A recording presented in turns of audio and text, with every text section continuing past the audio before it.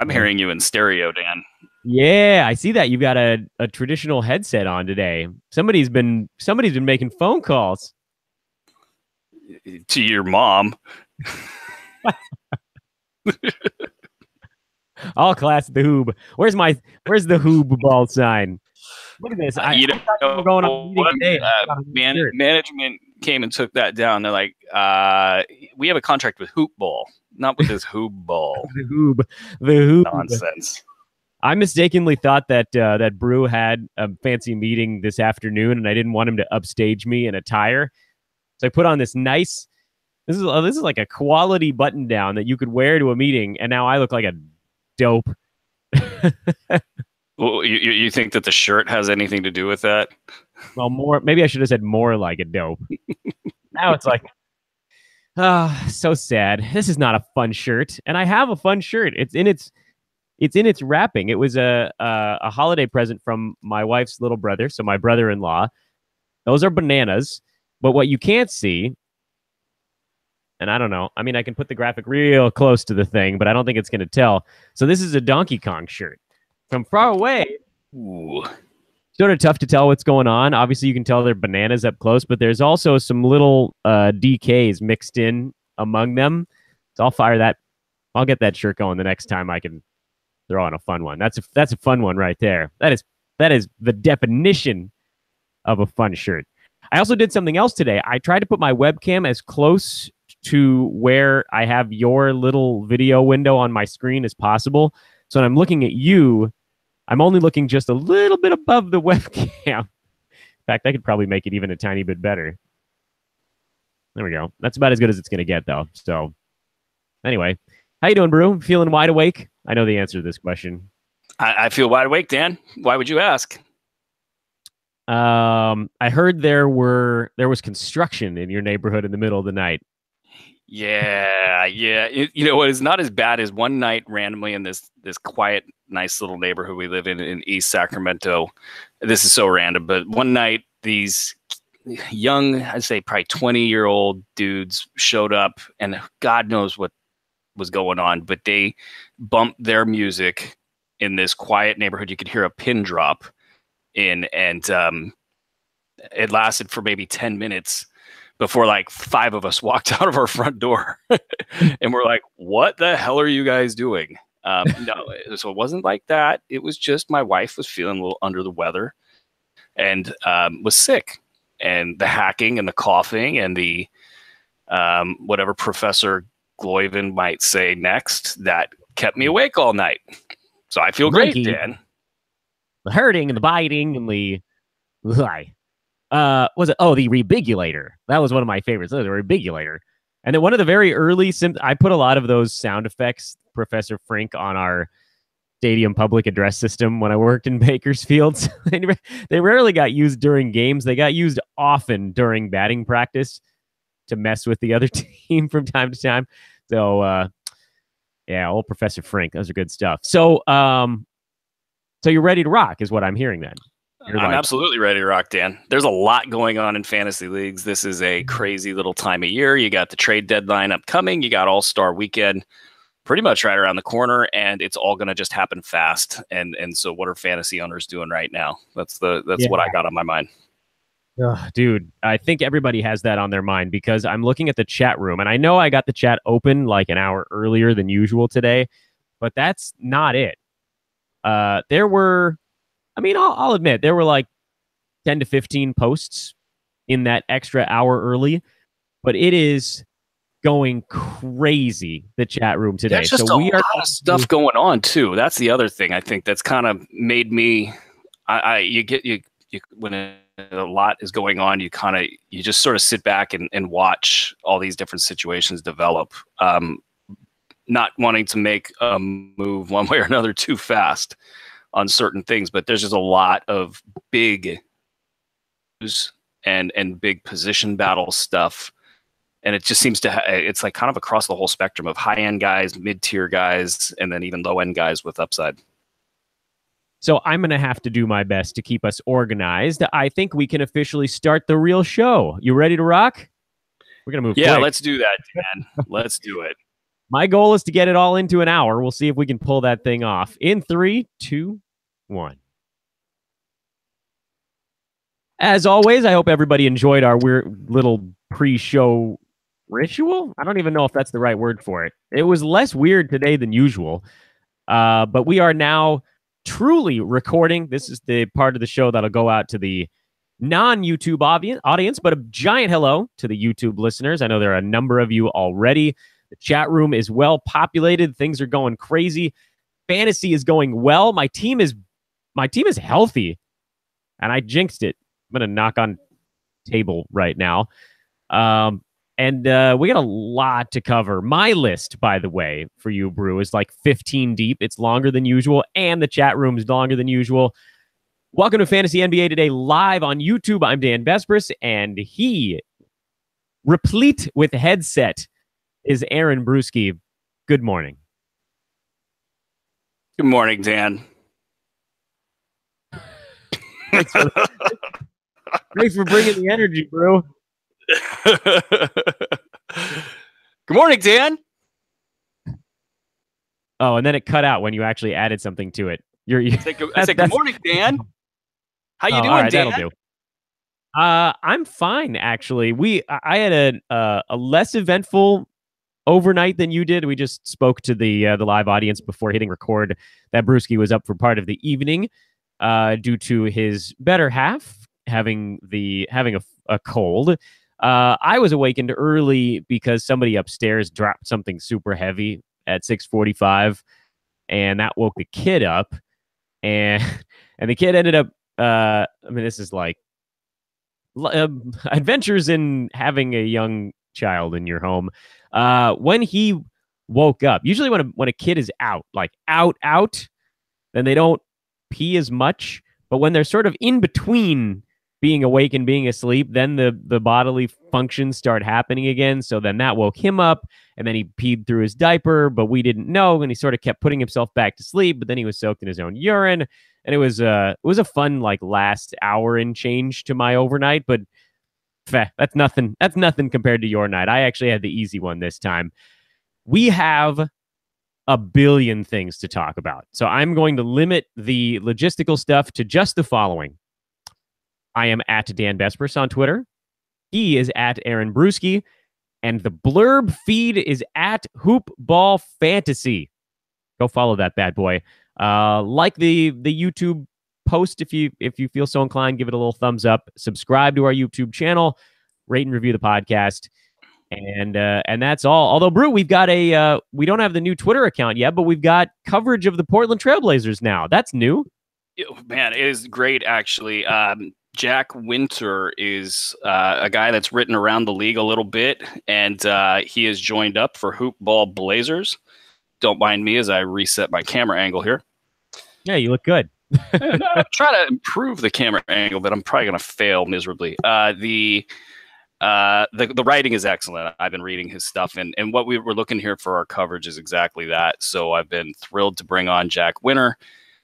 He's going to be doing pre and post game for the Blazers and building out that coverage unit. And we're actually trying to expand into all 30 teams right now, a little bit more aggressively. In fact, things are growing like a weed. I think we just surpassed like 60 contributors. And with team coverage being a big deal of what we're going to be doing here for the next couple of years, now's the time. And also in random news, I'm going down to the Fantasy Sports Trade Association conference on Monday. So that will be fun to see some old friends and see kind of what everybody's got behind door number 2. And then, get back into town on Wednesday after doing the old meet and greet with all those folks. So a lot going on, and very excited, though, about beat coverage, which doesn't necessarily fall into the fantasy realm. But as you guys will see, there is a plan, and the plan is coming together. And Bruski loves it when a plan comes together. Excellent. Got that stogie ready to go. Old Hannibal over there. I've said this before. If we're the A team, I call face. What's the crazy dude's name? Oh my God. Why am I forgetting? That's the one name I'm forgetting. Oh, that's really embarrassing. We got B.A. Baracus. You got Hannibal. You got Face. And you got the wild card. Son of a gun. All right, somebody in the chat room, give us the last freaking member He's of a the A crazy team. dude. He's like the comic relief. Oh my God, this is embarrassing. All right, well, while I wait for the chat room to give us the answer to that question, Brew, I got a million things to ask you. So we're basically doing the whole show in semi-lightning round mode, and I'm just gonna yell at you if you're going too long because we got so much stuff to cover. Are you good? Are you warmed up? Yell at me, Dan. I can handle it. I will give you 5-second responses. You watch. Yeah, it doesn't have to be that short, but there's so much to cover. This is going to be our busiest show, I think, to date, perhaps. Chat room's so obsessed with actual fantasy questions. There we go. Our boy Movie Dude. It's Murdoch. It's freaking Murdoch. I told you guys I'm not with it today. We all know this going into this. I failed. I don't know what your excuse is, Dan. That's thumbs down all the way around. I don't know. I got the other 3. That's worth like it's not 75%, but it's worth something. I have no particular method to my organization here. I went through box scores for teams from Monday through Thursday, and I just marked down the big news I thought from as it turned out, any team that had something interesting going on, and it ended up with basically half of all of the teams in the NBA. So we're going to start with the 76ers because nothing gets Brew fired up more than anything the Colangelos are working on. But it doesn't have anything to do with them this time. It's because JJ Redick got hurt, and it's not a simple thing. It sounds like he's more week to week than day to day, and TJ McConnell looks really good right now, filling in and getting a few extra minutes per game. And those few extra minutes have kind of pushed him from that fringy 12-team territory to seemingly very ownable in 12-team. What do you think about TJ for the next, 3 to 4 weeks? I mean, a couple things right there. First of all, last year he was basically a early late round player in 22 some odd minutes per game. And he has gotten even better this year. He's starting to become an offensive threat, which is great news for his fantasy value. So if you just look at it in the aggregate, he's a better player. Of Coach Brett Brown. The minutes have been pretty consistent for him, although it's ridiculous. Jared Bayless getting minutes for the Sixers is as bad as it gets. I mean, he's a turnstile. He can shoot threes, yes, but beyond that one thing he can do, he's just terrible. And so that is an organizational decision, I would imagine. With Bayless being a Colangelo guy, it kind of takes a little bit of the luster off of Redick's absence, and at the same time you have Fultz, who apparently once they're saying he can play the game even though he can't shoot, is the company line you're hearing towed by Brown and Joel Embiid. And so, I mean, I think they're going to roll Fultz out there, but the fact that he can't shoot is really just strange. I don't know what the Sixers are going to do with all that, but McConnell's must own. That's in 12-team leagues. I think in 10-team leagues, you could build an argument that there's not enough upside to deal with, all of the kind of threats to his value. But he's just a guy that's always figured out how to get his 22 minutes. He's going to be a better basketball player at 22 minutes, and I think that makes him must own in 12-team. The next spot that I stopped on my tour of the league was the Boston Celtics. They've been a relatively plain fantasy deal for a while, but we heard earlier this week, or it might have been even over the weekend, this is kind of old news, that Marcus Morris is having his minutes limit restricted. My inclination with Marcus is to say, meh, because he's always kind of been right at the edge there. But it does seem like he's going for a beefier chunk of usage when he's on the floor this season. Does that change your outlook on him at all? I'm not a big Marcus Morris guy this year. I mean, aside from any number of returns from players that could push him back down into that very low end range, he's got knee issues, and I just don't trust the value there. I actually would almost prefer to take a flyer on somebody like Daniel Tice. Tice, don't know what it is. He's been good, not great, definitely not consistent as a fantasy producer. But if something ever happens to, say, like Al Horford, and they really need to beef up the front court minutes, dipping into the bench, that is, I think he would be the guy that could potentially get up there and put up some decent numbers. Marcus Morris, I just think you could probably do better with any number of stashes or low-end players.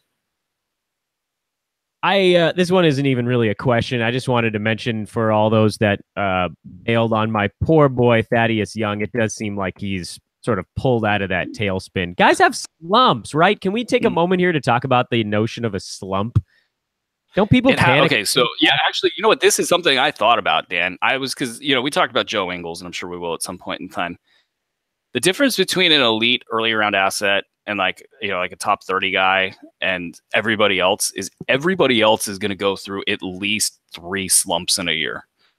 These elite guys might, the top 5, top 10 guys probably don't go in a slump for longer than a week. And then everybody else has multiple slumps. And so you really just kind of got to know that intrinsically and play the buy low and sell high game. So I don't know where you were going with all that. Basically that. So I completely agree. I don't know which player we're going to go into next, but we can go Smoking Joe. We can go Serge Ibaka. I mean, if we're talking about guys, let's go Smoking Joe, because I think that's a big one. Like I saw a blurb over at Roto World that he was a low end guy, and that's fine. That's a fair opinion. I mean, right now he's producing like a low end guy. I mean, that's what he is right this second. And definitely they're more entitled to that opinion. But he's a top 70 guy on the year, and he's at the bottom of his slump right now. And me and Dan, we were texting trying to figure out what's going on, and the answer apparently was to get him back going, or to get him going again, was to play the Sacramento Kings, who just let him shoot open 3-pointers all night. But no, in all seriousness, I just saw a tweet from David Locke, who is the radio guy for the Jazz, talking about Rudy Gobert's return. And that's the thing that you and I have keyed on in our conversations is, does that, and this is my words, not yours, does that balance out the offense? Takes things less towards Donovan Mitchell's sort of kind of being the end-all be-all for that offense, which, by the way, they got to throw an extra wrinkle or two into that offense. It is pretty hard to watch sometimes how they get organized and what they're doing with their sets. It's very slow, and it's something to just kind of keep an eye on. But that's always kind of been their shtick, though, right? They've always been a team that likes to sort of grind it out and make other teams uncomfortable. And the reason they could do that was Rudy Gobert. So with him gone, they can't stop the other team. So slowing the game down just makes them look dopey. It does. And then with Mitchell, you factor in kind of being a rookie and sort of having to feel his game out. I mean, it was a little painful first of all, he looks amazing, but it was a little painful. I think people get caught up in all the good stuff, but like there was a play where I think it was a rebound or a transition break, and half the Jazz team was pointing towards the next pass. Because if you make that next pass, you have like a 3-on-2 on the other side. And that's what a smart, savvy team does. And so he misses that pass, and then everybody kind of shrugs. And then he goes into this pick and roll and makes this amazing pass. And everybody's like, great play, Donovan Mitchell. And it's like, yeah, not really. I mean, it was a great play because you made a great play, but on the beginning of that play, you missed this wide open pass. So I think the rhythm and the timing of the offense is taking a small hit because you got this great rookie that needs to feel the outer bounds of his game. And that's the smart thing for them to do. And he's doing it, but you got a lot of guys that are natural glue guys that are willing to take a step back, the Ricky Rubios and the Joe Ingles. So you get a Rudy Gobert back, and that naturally, instead of having a guy that makes plays with the ball, who might be a little bit more like Derek Favors is, you're more now back to a more balanced offense that he might set a screen, but the whole thing is based on rotation after that instead of a instantaneous play being made off of either Mitchell as the ball handler or Favors as the roller. And that might be the key to getting Joe Ingles, and also some of their struggles. I think you've seen them really struggle late in games with Mitchell taking questionable shots because he's already got 30 points. You're feeling it. Might as well jack a couple more, and that kind of stuff gets him in trouble. So anyway, buy low, buy low, buy low, buy low, buy low on Joe Ingles. I feel the same way about Serge. I think that's all that really needed to be said there. He's having one of his slumps. right? That's what top 60, 70 guys do. They have a slump or two. He started slumping. He got really hot. He's slumping again. I mean, we know what these guys are. Anyway, let's move on to Jusuf Nurkic. We've heard a lot of things over the last week about how much the other players in the league hate Jusuf Nurkic, and then he promptly had maybe his best game of the season last night. Right? Is that a fair assessment? I feel like he didn't do anything terribly stupid, and even sometimes even when he has really big lines, you're like, yeah, but yesterday's game was an all-around solid performance. He was hitting the glass. He made smart decisions. He still doesn't pass the ball once he touches it. He had 2 steals. He had 2 blocks. Is this a sell high moment for Nurkic? Is he even, I mean, he's owned in 93% of leagues, and he's been pretty bad this year. With a guy like him, is it just a situation of it couldn't really get any worse? Is this, since he's owned in so many leagues, do you try to get rid of him at this point? Do you hope that this is the turnaround? What do you do right now? We had this question about a month ago, and the advice we gave was to sell high after his next big breakout game.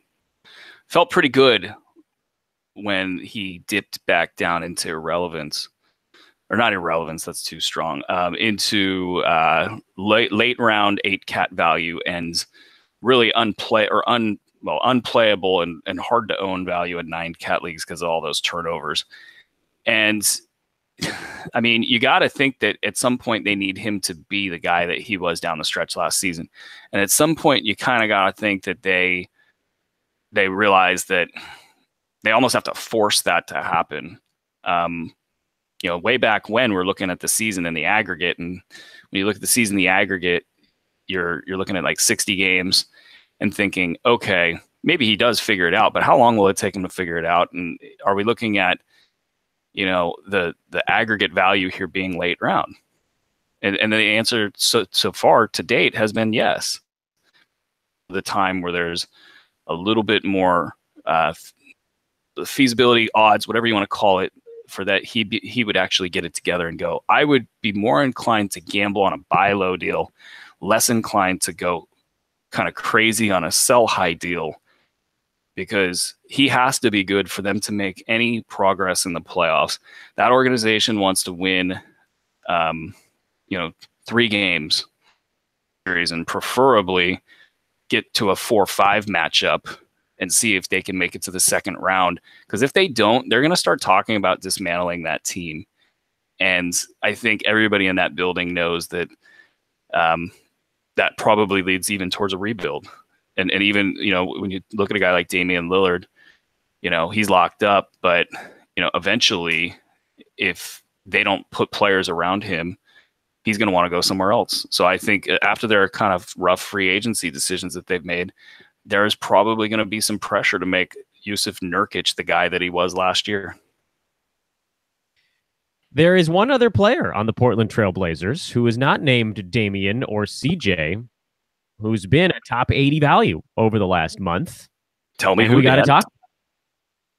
Well, his name is Shabazz, but his last name is not Muhammad. It is the other Shabazz. It's old Shabazz Napier. He's looked good lately, and he played 28 minutes last night, despite the game being a close one, despite Lillard and McCollum logging their massive 35 to 40-minute affairs. This feels like something Portland is going to see through. Like, when he's healthy, doesn't seem like they want to get him 25 minutes a game now. Is he a pickup? He's been a pickup for a while in 14-team leagues, and if you wanted to be aggressive in a 12-team league, I've been all about it, just because he's already giving you late-round value, and he's doing it in lower minutes, and really he can only go up. Now that you're hearing from the team that they're trying all these ways to get him on the floor, and there's some pushback, I think, in the media and with people that cover the team, that it's great for offense, it's bad for defense, and they're willing to live with that. They're trying to manufacture ways to get him on the floor. I think he's a must-own player in 12-team leagues, just kind of without even really thinking that much. You're not looking at a really deep squad there. The only thing I think it could throw him off is some sort of action at the trade deadline. Oh, well, this one's going to be a quicker one. I just wanted to mention it because the Chicago Bulls seem a bit snake bit related to facial injuries. I mean, right? Like Nico punched in the face. Chris Dunn lost grip of the rim as he was dunking and fell flat on his mouth. Yeah, did you see that? Like, so I'm sure you saw it, but like that when he hit his face, he looked up like nothing. You know, when you fall and you're in front of a bunch of people and you get up and you're like, that didn't happen. I'm good. I'm fine. He had that look on his face and then immediately went into like, holy crap, I just lost my front teeth and I've got a massive concussion. And then you could see him just kind of go into nothingness. That's not a great, I think he's going to be out for like 2 weeks at a minimum. Yeah. That's my guess. So is anything doing in Chicago? I mean, that's the follow-up. I don't feel like Jaren Grant's going to do enough now that Zach LaVine is there. I think this team might be in for some. They're going to be a very fluid team, a very team that could go any direction here because you got Nico is available in trade. You got Grant was on the trade block prior to this. Now I don't think that's going to change because of this injury, but how is Grant going to be used in these 2 weeks? It's possible they kind of let him have 35 minutes, not 35 minutes, but like a lot of minutes, a lot of touches. And that could be something that fantasy owners want to ride for a couple of weeks. You need a point guard, definitely, for the next couple of weeks. I think showcasing him could be something that they do now to play devil's advocate. They might say, we don't care. We need to get Zach LaVine the ball, let him work his stuff out. But yeah, I think as a low-end point guard, he's somebody that you could ride for a week or two. You know what's amazing is those were actually kind of the easy questions I had on the docket. Are any of these questions truly easy, Dan? No, they never are. Charlotte, let's talk Hornets because we heard that they basically put their entire team on the trade block. This has to be one of those situations where the only guy you really consider maybe stashing is Jeremy Lamb because he's been valuable regardless. But like, you can't really pick up the entire Charlotte bench, can you? No. I mean, what about Frank the Tank? You can, yes, but he's hit or miss at the end of the day. They're also when the reality hits and that Kemba's on the block and that you're possibly looking at a rebuild and you're Nick Batum, like why would you get geared up for what's going on right now? As a Nick Batum owner, you might be really not looking forward to Kemba Walker getting traded. Yes, his utilization could go through the roof. That could be a good thing. It could jumpstart his value, but they could also just say, hey, you know what? We're going to tank and, we want to see all these kids play. None of them have great fantasy stat sets, the ones that aren't owned right now, with the exception of Michael Carter-Williams, who's punching people and all that good stuff and are getting into altercations. And I would probably say Michael Carter-Williams might be the one that you look at and say, maybe. But Jeremy Lamb, don't drop Jeremy Lamb. That's for sure. He could easily be their number one guy for the rest of the year in a post Kemba Walker trade scenario.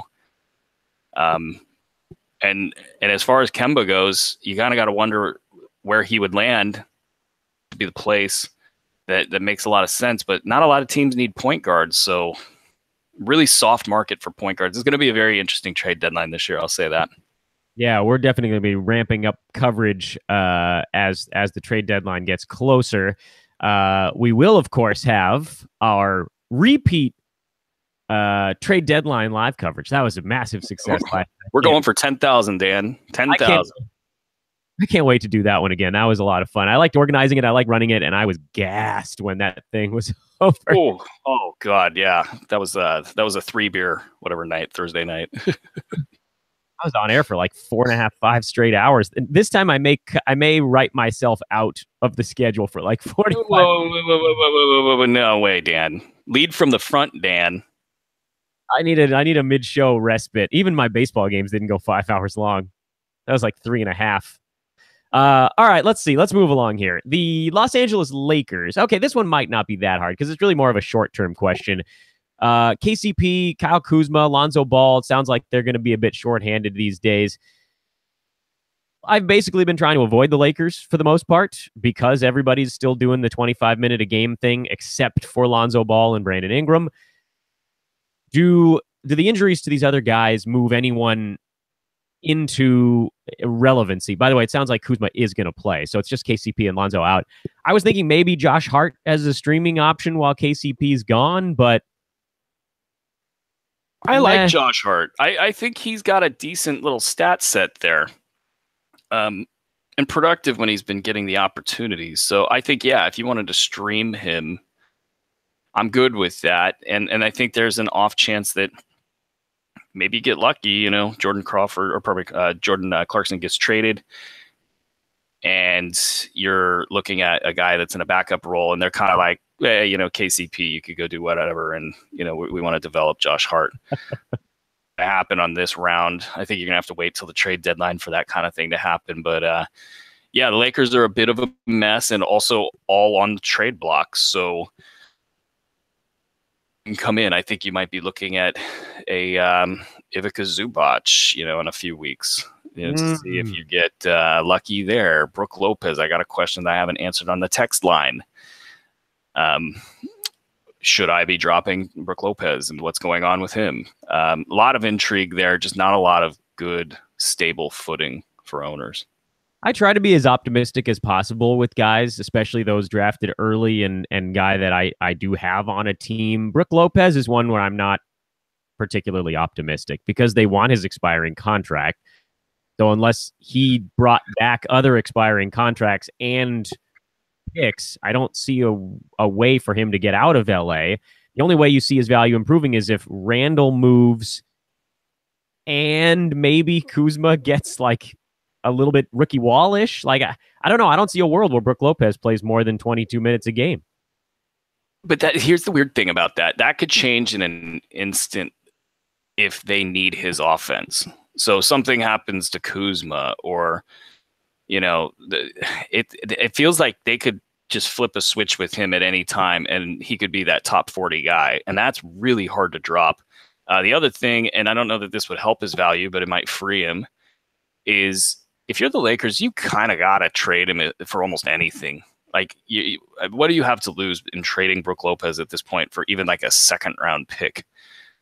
I mean, you kind of, I think you could, for a team that needs some sort of an interior player like the Bucks, even though I hate the fit. Like if the Bucks, it was rumored out of Milwaukee that Jerry Wolfel said that they're no longer the front runner to get DeAndre Jordan. So if you need an interior scorer for the playoffs, imagine Brook coming off their bench for 20 minutes.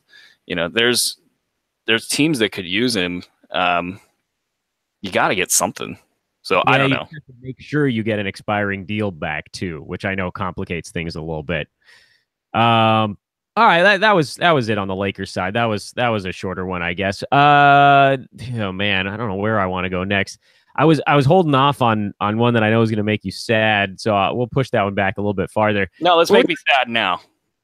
All right, get it out of the way. I'm going to say two words to you, and I apologize for saying them in advance. Those two words are Kawhi Leonard. You knew that was coming. I didn't hear you. I didn't hear you. What was it? Oh, it was Kawhi Leonard. Is there anything that can be done here? Because Kyle Anderson is a really, really boring fantasy asset. It just seems like LaMarcus Aldridge got his window for hammer dunking got extended. That was a brutal blow. Just because like you put him in a lineup for 4 games and you expect to get 2, and then you get 0. And I'll get my rant out of the way. Like if I was a San Antonio Spurs fan that paid for tickets, I would be pissed just because you gotta if you're going to hold them out that long, you have to tell people that are paying good money for those tickets. That's just not fair. There's been so much kind of like, oh, he'll be back soon. Oh, he'll be back soon. And then that's not the case. These guys knew very well that they were going to keep him out a very long time. And now that he's been out, he's come back. Now, I will say this as far as for fantasy owners. The term indefinitely, I think, really got used sort of as want you guys, like Pop said it. He's like, we don't want you guys to ask us questions every day. So he didn't have the type of recovery that they wanted. And so I think they just, instead of putting him as day-to-day, they just put that designation out there to control the narrative and to control the process. He could be back in 4 games. He could also not play again this season. I mean, I want to be real with people. That is the fluidity of his value as an asset. So my thing is, I think you gotta be aggressive and say, if your team's doing well, if you're, targeting the playoffs, or even if you're in a roto league and you've got a 4th round, 5th round asset that you're feeling like isn't that well positioned for the end of the year, and you just want to take a stab in the dark. I've heard some deals for Kawhi that are just absurd, like top 80, top 100 guys that, people are just trying to get anything for Kawhi Leonard, probably because they're way down in the standings. That was either their 1st or 2nd round pick, and they're hurting. Aggressive teams can get in there and swoop. And yeah, maybe you might lose a 4th or 5th rounder in the process, but you might get a 1st rounder in return. And the swing on that is just immense, especially if, you do it right now and then it gets announced that he's coming back next Monday or something. This feels like the kind of move that a mid-pack team should make, right? Because there's that upside. You want to try to leap into the forefront. If you're sitting like 1st or 2nd place in a roto league, do you really risk that kind of shakeup? With a 4th or 5th round pick, I would. I mean, that's like checkmate if you can make it work. And also, you kind of like hope that some of your bench is also able to get, healthier and stronger as the year goes on. We're typically, stashing good talent and hoping that, that comes to fruition. And I think I'm just aggressive though. Like if I can get Kawhi Leonard right now, for, let's pick a 4th or 5th rounder. And if you come up with a name, let me know. But like, I don't know. Rounder. So like basically someone in the 50 to 60 range. Is that what we're looking at right now? Mm-hmm. Evan Fournier, I think, is in there. Oh, yeah. In a second. What happens if Evan Fournier gets traded to a good team? I mean, that would be an easy call. Let's see. I wonder who else is floating around in that neighborhood that might be kind of a tougher call. Let's see. Right around number 50. What about like Aaron Gordon is at 47. Would you get rid of him for Kawhi Leonard? No, probably because I have him pegged as a top 25, 30 guy. And so that with that particular team, with no real threats to his value, I think that one would be one that I would probably just sit and wait. Tobias Harris, 50. That's an I think Tobias, he's probably one of the most boring players in fantasy hoops. He's going to be a top 50 value the rest of the year. Grew up his value as a trade, I guess, but I would do that assuming you're capable of handling that risk. Some people aren't, and this is what the game comes down to. I think the Spurs are, the way they're looking at this is if he sits out all the way through March, and then he basically sorry, somebody entered the studio and it was hella weird. I was like, what's up, dude? Other living beings? Yeah. I think that they would be fine if he sat out till like March 1st and then spent 5 weeks getting up to game speed and then played. So in a playoff format, that would work. You're hoping for better than that. And obviously if that happens, you would need like 3 Tobias Harrises to equal 1 Kawhi Leonard. It's a big swing there. So I would personally do it. I would respect somebody that doesn't. All right. We are just past the half an hour mark right now. So I'm trying to do my best here. I'm going to cut out a few of my questions that I don't think are hyper relevant. We talked about D'Angelo Russell last week. And I'll just repeat quickly for everybody what Brew mentioned. You felt like it was not going to be a big blow to Spencer Dinwiddie. You felt like I would like to add something, though. Yeah, go for it. Just Dinwiddie's pressing right now.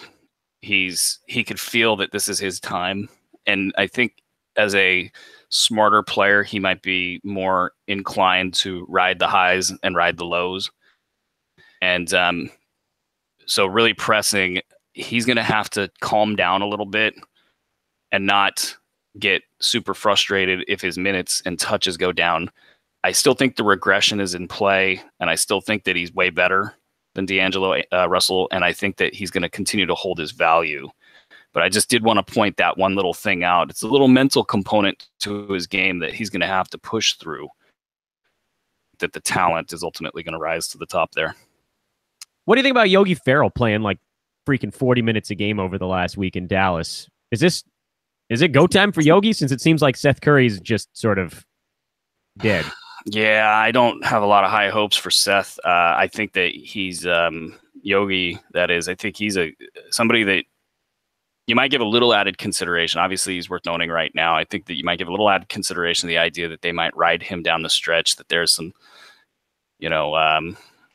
some letting go of the rope there, which would be good for guys like Dwight Powell. Would be good for somebody like Yogi Ferrell. JJ Barea hasn't been hurt yet, so there's a lot of reasons that Yogi could, maybe survive as a top 100 asset. So if you're looking for a little late round value with some upside beyond that, absolutely, Yogi's somebody to look at.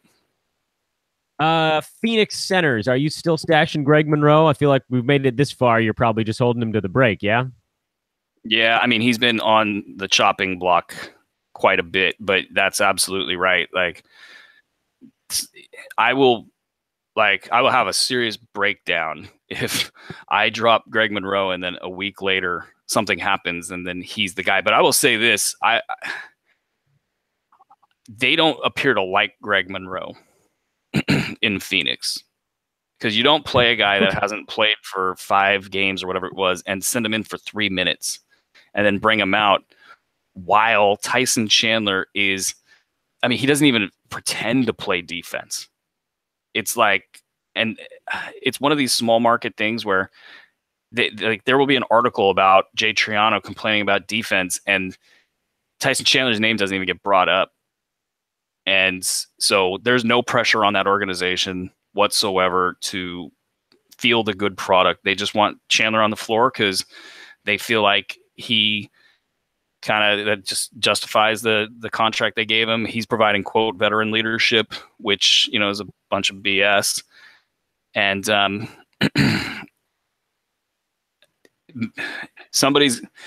it would be classic Suns to keep all 3 through the deadline.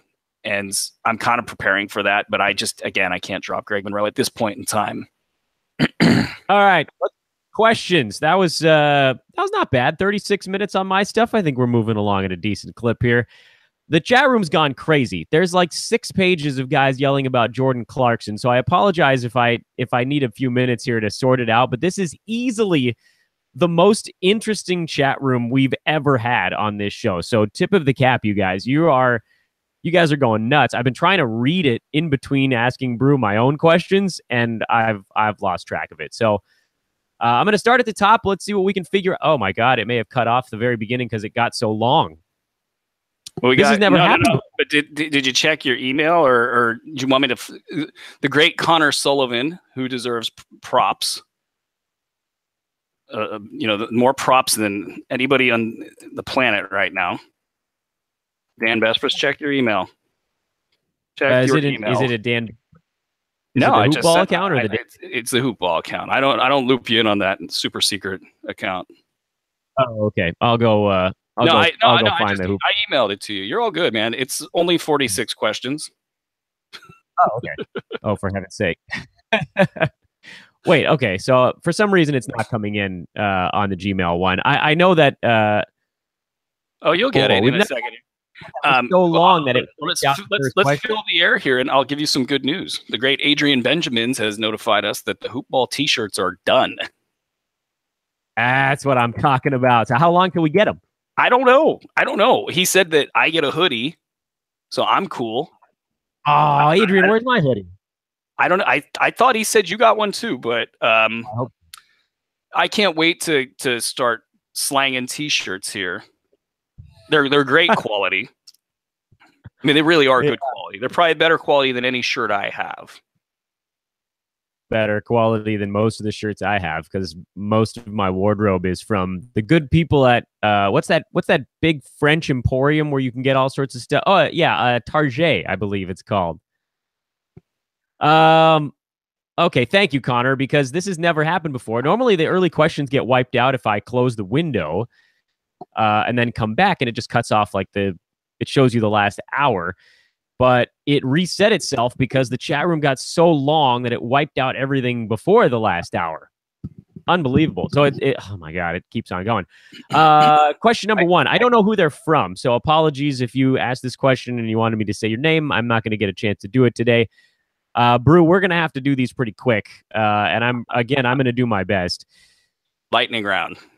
Holy moly. This is really something. Oh, let's just go lightning round. Let's just go right through it. Boom, boom, boom, boom, boom. Right.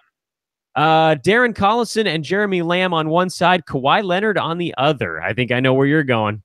Yeah, I'm not going to. I want Kawhi in that one. There's not enough upside in those two, as good as they are. Next. Rank the following three players rest of season. Joel Embiid, Clint Capella. It doesn't matter if he's showing up at your front door or your back door, and Myles Turner are the three names. Well, that was a false rumor, Dan. It wasn't Clint Capella. It was Tarek Black. I'm going to go the great Clint Capella, number one, believe it or not. Ooh. I just don't, Capella's he's just locked and loaded. At that little bit of safety, I'm going to take that over Embiid. And then Myles Turner is a distant third. Man, okay. That's what happens when you dunk and lose a week or two. That's pretty bad. Brutal. Hoopball 6 update from Brew. How do you see these guys performing post break? I don't. Okay, are we asking for a new second half of the season Hoopball 6? If so, I'll think about it. I can't think past the FSTA conference on Monday. Yes. As far as our current guys, I'm actually thrilled about all of them. I think James Johnson's obviously been a little bit disappointing lately. Also had the injury. I think he'll get back to form. Also, that team is having addition by subtraction start to occur there. Justin Holiday's been great. Joe Ingles, I think, even with this slump, is going to vastly be a huge win for Hoopball readers. Kelly Olynyk's in a good spot. Who else we got there in the Hoopball 6? Oh, Rashawn Holmes. We find out that last game might have been due to gastroenteritis, which to me sounds like, hey, Daryl Morey, I tweeted at you. Maybe you should read that tweet, and maybe you should make your team very compelling against the Golden State Warriors by adding one Rashawn Holmes. If you do that, I promise you guys will make things interesting against the Golden State Warriors because they played them. They played the Sixers, and they didn't like going up against Rashawn Holmes in the pick and roll because he's a freak of nature. Daryl Morey. Twitter follower. Brewer, today's players a bunch of wimps. That was a question from the chat room. They're not. You go say that to one of them in a non-protected enviramment. No. Nemanja Bjelica. How about old Bjelica? I was impressed with the way he handled himself. Bjelica, I actually I'm a huge fan now based on his little post-game conversation there. Kind of like 5 different ways from Sunday. And shout out to the great Nolan Ryan too. That brought back memories. Yeah, I'll tell you. Karl Anthony Towns, is he going to be a stronger play in the second half of the season, or is this just is what it is kind of thing? It is what it is. He's fine. I think he just kind of he's a safe and steady play. I mean, he's young enough to handle the Tibbs minutes. I mean, how could you not love having Tibbs as your coach with Cat as your fantasy asset? Willie Reed or Montrezl Harrell for the short term here? I think it's Harrell for the short term, and it might even be Harrell for the long term. Harrell might have turned a corner on us here. I don't know that for sure, and it seems like they don't want to play Willie Reed as much as I would think. And maybe they're riding the hot hand too. You don't want to read into things too much. I mean, if Jordan goes, they need a big man. Willie Reed is more than capable of being that big man, but Harrell's been on a tear. They didn't play Willie Reed against a team with 2 bigs. But then again, Doc might have seen the 2 bigs in Nikola Jokic and Mason Plumlee and said, hey, let's go small. They can't really beat me. Harrell's strong enough to hold them off. So a couple things there. But I would right now, if I had to take a flyer on one of the two, it'd be Harrell.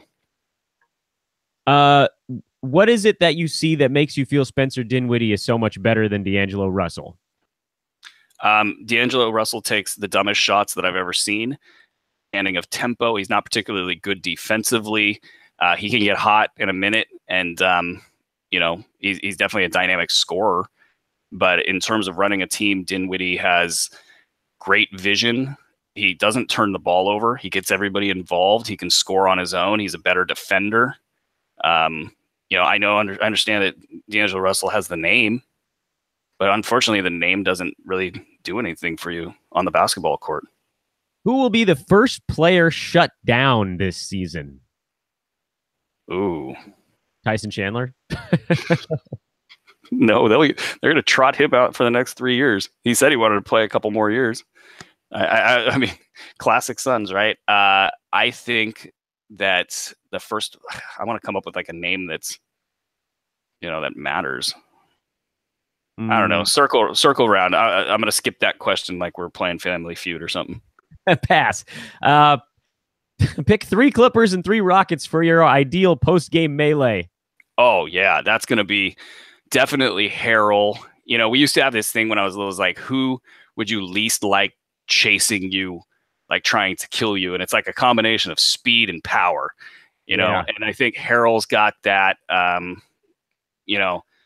he's fast. I would say Ariza as well in that. I don't know. I think they might be a little crazy.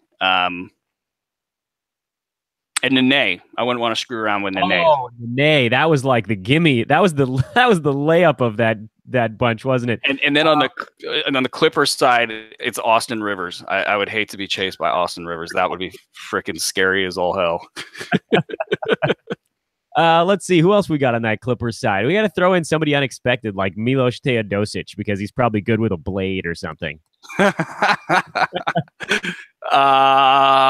the Clippers side, what would be Pat Beverley? Oh yeah. Well, Pat could take the entire Houston Rockets team himself, I think. I wouldn't mess with Pat Beverley. That's for sure. Rank the following 3 players rest of season: TJ McConnell, Shabazz Napier, Taurean Prince.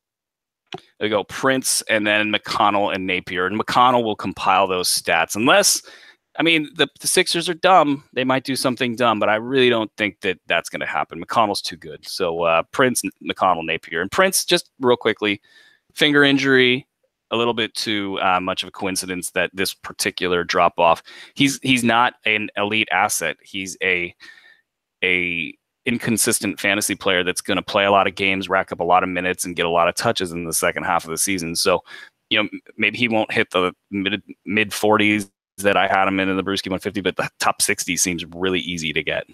Yeah, he's currently ranked 84 by totals, 110 by average. You do have to remember that being durable, especially this year, doesn't. That was a big part of the analysis right there.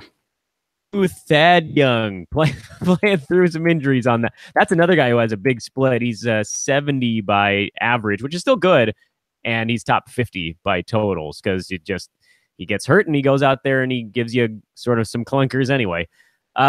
We actually answered the Kemba Walker question, so we're going to jump right over that one. If the Bucks don't trade for a center, is John Henson just going to plod along the rest of the year? Yes, Henson is going to be solid the rest of the year. Next. Ooh, a sales question, Brew. What is an advantage of being a premium subscriber at Hoopball? Sell me. Honestly, if you don't, like, Tiberius is our greatest example. Tiberius has milked the membership for everything it could possibly give and then some. Like, you basically just get unfettered access to all of us. So any of your fantasy questions, you can get them answered every night on Fantasy NBA Tonight. You can get these questions answered on Monday during our weekly lineup show. I do a Sunday waiver wire show. It's enough fantasy information to kill you. Like, that should be the tagline. Enough fantasy information to kill you. That actually is a better tagline. That's get your ball hooped. I'll give you that. I never said that get your ball hooped was a good tagline, Dan. It's a funny one. It's great. It's a great laugh. But yeah, no, that we have a ton of articles and there are projections that we've been refining for 2 years now. So there's just a ton. A lot of sites don't put a ton into it. We put everything into it. You know what I like the most, actually, of all of our tools? the schedule. That thing is awesome. I live by that thing, and it's simplistic, but also very powerful. It really helps me prepare for our Monday show, by the way. It'd take me forever to prepare for that show if I couldn't just look at our Excel. Rudy Gobert is available in someone's league. Holy sweet hell. Pick him up. Yes, but the question is, I have two players at the end of my bench, Bogdan Bogdanovic and Al-Farouq Aminu. Who is your drop? Al-Farouq Aminu. Bogdan there's too much pressure in Sacramento. Now everybody knows that he's the best player on the team, except for probably the people in the front office. He's good, man. He's good. He's a poor man CJ McCollum. And I have a rank 7 players one coming up. You ready for that? No. All right. Smokin' Joe is on the list. Paul Millsap, Jabari Parker, Frank Ntilikina, George Hill, Reggie Jackson, and Marquise Chris. You'll notice that a lot of these guys are either hurt or kind of stashy. No.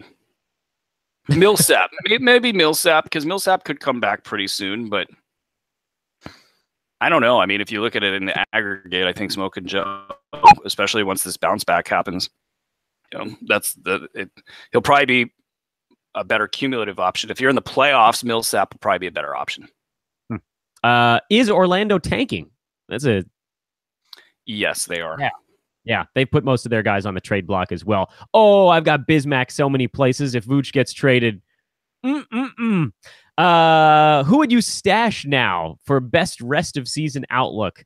Markieff Morris, Greg Monroe, or Jonathan Isaac? Markieff is healthy, so I don't think it's going to happen for Markieff this season, and I don't know if it's going to happen for Jonathan Isaac this season. Though it does line up, it's just asking a ton for him to be good after so much time off. He does have the stat set. Here's what I would say. Stash Monroe now for the next 2 weeks. You're probably not going to see a ton of action on Isaac anyway. And then if you don't see anything kind of propagating through the trade deadline for Monroe, you might switch that over to Isaac.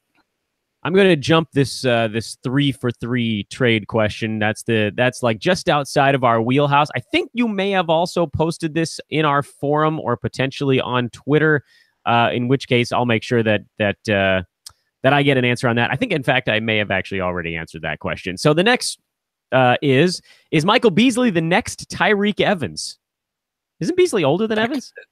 I was going to say that really. I was looking at that question. That really confused me. No, he's not. He's not. They don't need him if they have other scorers. So I'm not a big believer in him as a fantasy asset. He's been great when he's been that guy, but the minute that they have that guy, he just kind of goes away. So no, I don't think because Tyreek right now is a top 50 asset that, it's basically, a sell high, but really I still I'm more worried about an injury than a trade with Tyreek because they need Tyreek in Memphis to sort of sell tickets and clean up. He's perfect for what he's doing right now. And what are you really, if you're a contending team, going to bring in Tyreek Evans? He's just such a tempo killer that I could see him surviving the trade situation, but not the injury situation.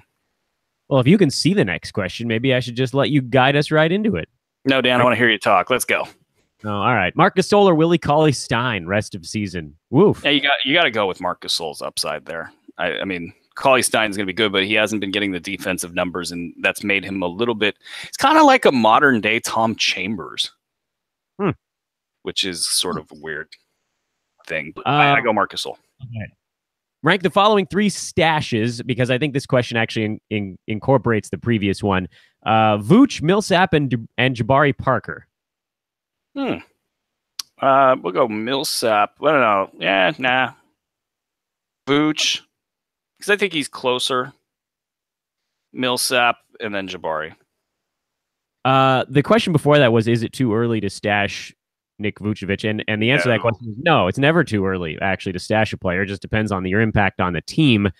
By all accounts, he's still about a month out, but he was rocking along in a top 25 clip. So this is, and Brew and I, we've talked about this a million times, so I'm not going to get into it too deep, but you want to stash a guy before news breaks about him. Because once news breaks, then you're going to be racing against everybody else. Let's see. There's a question about D'Angelo. We've covered that as well. Jarrett Jack is averaging nearly 7 assists a game. How long can I ride this monster?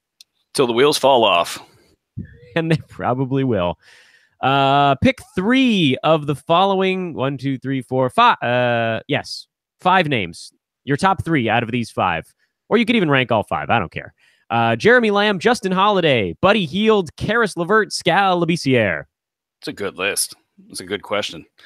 I'm going to go. Ooh, that's a really good question. I'm going to go LeVert at the bottom. I'm going to go Skal at the 4 slot. Number 3 in that list is going to be Justin Holiday, Jeremy Lamb, and Justin Holiday at number 2, and Buddy Hield at number 1. You don't ask me why. Yeah, you didn't think you were going to end up there, did you? Well, I mean, here's the thing. Buddy can be a top 50 guy with that stat set.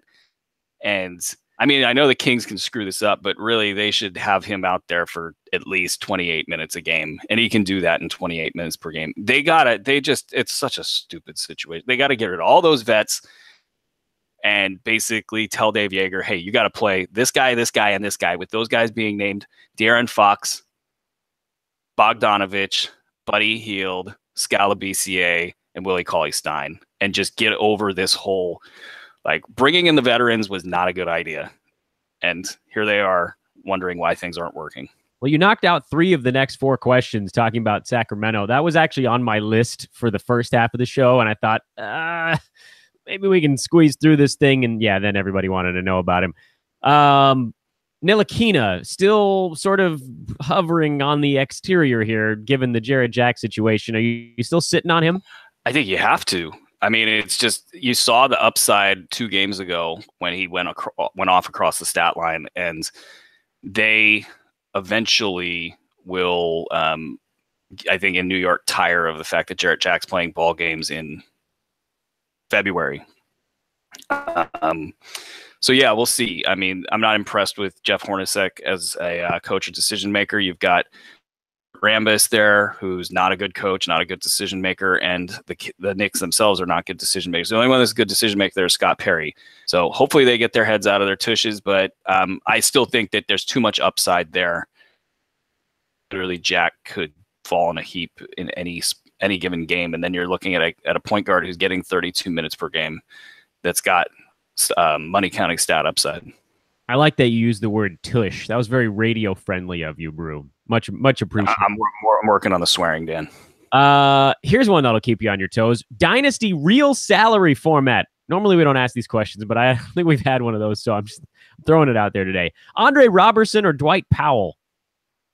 Powell. Roberson's salary is prohibitive, and I don't know about his knees, and Dwight Powell's basically at the bottom of his potential and can only go up from here, plays a position that's going to be vacated pretty soon. I mean, I know we say that all the time, and Powell's contract's not so onerous that it changes the equation. I am dead last in rebounds, points, and blocks. Should I trade away Jay Rich for Serge Ibaka?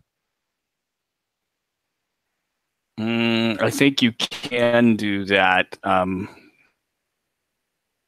you doing that. Yeah, I think Jay Rich probably in overall value is going to be the better of the 2, given all the injuries in Miami. But I guess if it's an ROI kind of thing, right, where if trading for Serge is going to bump you up 4 spots and having Jay Rich is only going to get you like 1 point, even though he's better overall, then yeah, this is the time of year where you make those kinds of decisions. So right. Run the numbers. When JJ Redick returns, I got to cut Bogdan or Milos. Who am I cutting? Milos, no question. Kemba Walker, how much of a hit does he take if he gets traded? We talked a little bit about him earlier on in the program.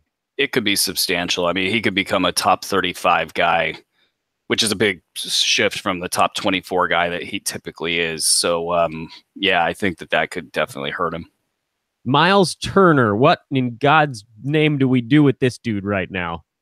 I mean, you can buy low right now because this type of an injury is a freak injury. It's from dunking too hard, and it's a pain, but You know what? This is a distressed asset that, you know, really rich investors would come in and swoop up. And so, I yeah, can't. he's a low guy right now. It's not funny, What's that? right? It's not funny, but I can also laugh at the fact that the dude literally hurt himself because he dunked so hard, right? That's like a way you describe somebody having a good fantasy game, and he hurt himself doing it. Should I use my waiver claim on Nico Mirotic even if he gets traded? Hell yeah. What do you? Okay, wait. I'm gonna let Dan answer that one. They probably wanted you to answer that, but I couldn't help myself. They want to know what you think, Dan. I think that you're absolutely right. I mean, he's definitely bigger, stronger. People are talking about his defense more. He's a better player than he used to be, and it's because he spent time in the weight room. And it's good for his fantasy game. Playing closer to the hoop, it helps. And this many fingers that I'm holding up right now. Defensive. I can't see that, Dan. Yeah, there you go. Defensive stats for Nico Mirotic in that last ball game. That was nice. Sort of started to even that out. Dude, he climbed into the top 40 with that game.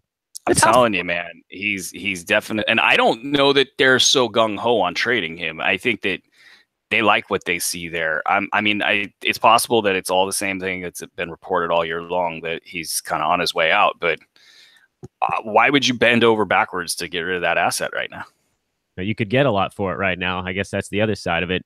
Jamal Murray suffered a concussion, derailing what had been a pretty good hot stretch for him. What does he do when he comes back? Because there's a possibility Millsap's not far away. Yeah, I would say this. If you own him, you're praying for a big game when he comes back, and you use that as a sell high moment. Like he has lucked out in the best way really possible. The guy's been hurt. He's been asked to do kind of everything, and great. We love him as a player, but you saw immediately, this last week that he can get ugly real quick with the stat set. So yeah, wait till he comes back, has a big game, and then sell.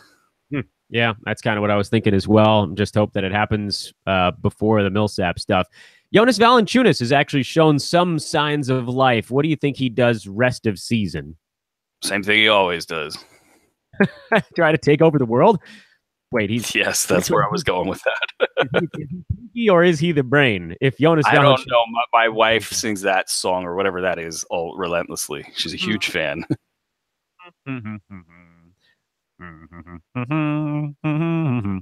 Thoughts on Marvin Williams rest of season? He could luck out and see a little bit more value as they tank away. Top 108 cat, top 159 cat's pretty safe value for him. Brandon Ingram? Or did I got that backwards? Yeah, flip-a-roo. Nope. Flip it backwards. Yeah, sorry. Flip-a-roo. Brandon Ingram, any chance he can climb into fantasy relevance, or is that free throw just going to keep destroying anything he could do? Yeah, I saw some bad free throw lines from him over the last few weeks and thought, ouch, he hasn't taken a step forward that he had taken earlier in the year. Maybe it's just inconsistency and there's going to be a regression in the right direction there. So that's a possibility. They definitely want to develop him. I think that he's somebody that is a stashable asset, but somebody in your league already owns him. So yeah, good luck. I watch a lot of Lakers games. He really does look a lot better this year, but from a fantasy perspective, when there's a punt stat, it makes a guy impossible. He's got just unworldly upside. I mean, those arms and legs are just so long. I don't like next year, if he could get the free throw thing figured out, he could really shoot up the ranks big time. Yeah, and kind of a fun game to play with guys like that, and I'll throw a little plug in for our buddies over at Basketball Monster on this one, is the ability to turn a stat on or off and see how that impacts value. And doing that with Brandon Ingram, he goes from being totally unusable. He's number 198 per game this year in 9-cat, almost exclusively because of his free throws. And you wipe that sucker out, and he jumps I think it's 100 slots. It's something crazy, right? Like it's such a huge weight on him. Yeah, there's a phenomena that happens with the rankings and the math behind this, where if you're a lower end player in the top 100 to 150 or 200, you can slide so fast. That's why Nurkic slides to 210 while being 125 in 8-cat because of the turnovers. It's just the negative impact. There's too much clustering of value. Guys are worth the same amount, in that 150 range. Which is why we're always constantly saying go get the upside. We have done 42 questions to this point. So Come on, keep them coming, Dan. I'm doing 3 more, and then I got to cut it off because we're over an hour, and we've been lightning rounding the crap out of these. And apologies to those of you who got questions in late or potentially very early. I don't know if those got cut off. This is a new problem to have. We're working on it. We've never had a chat room that went so far that it wiped out the first 3 hours of questions because people just went positively bonkers in the thing. It's amazing. It's a great problem to have, and I promise to figure out a better way to deal with it going forward. I honestly didn't know that could happen. Who knew? Let's see. What do we got here? Mike Conley versus Kawhi Leonard. Here's a battle of the injured stars. Which sounds like give me Kawhi. I think Kawhi could be back sooner. Give me Kawhi. Otto Porter, buy low right now? Sure. Yeah, absolutely. And you know what? Because you're going to be intransigent about this, Dan. Are the Kings the new Suns toward the end of the season? No, the Suns are the new Kings. That's the way that goes. Thoughts on Porzingis? Porzingis is a great basketball player. I've almost sold all my Prince stock. Will my teams regret it, even though my blood pressure doesn't? Yes, you will regret it. Why is Bismack relevant after being in the league 13 years? That's got to be movie, dude. That's pretty funny. Because he's Benjamin Button, and Dylan Brooks is a 2-game All-Star. Will it last? I don't know. Go ahead and ask Courtney Lee. There you go, Dan. How'd you like me now? Bruski finishes the lightning round with a 5-burger. That's outstanding.